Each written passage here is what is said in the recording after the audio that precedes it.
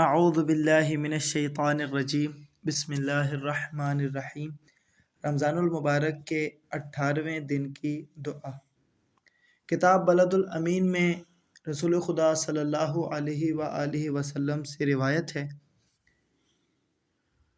آپ صلی اللہ علیہ وآلہ وسلم فرماتے ہیں کہ جو شخص بھی رمضان المبارک کے 18ویں دن اس دعا کی تلاوت کرے گا اسے 1000 نبیوں کا اجر ملے گا۔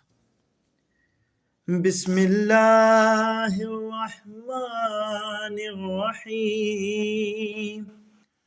اللہم نبہنی فیہ لبرکات اسحارہ ونور فیہ قلبی بضیاء انوارہ وخذ بكل أعضائي إلى اتباع آثاره بنورك يا منور قلوب العارفين۔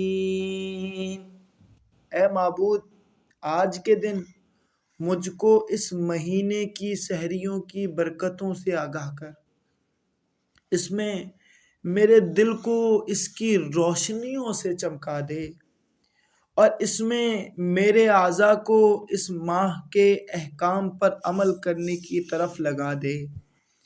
اپنے نور کے واسطے اے پہچان والوں کے دلوں کو روشن کرنے والے۔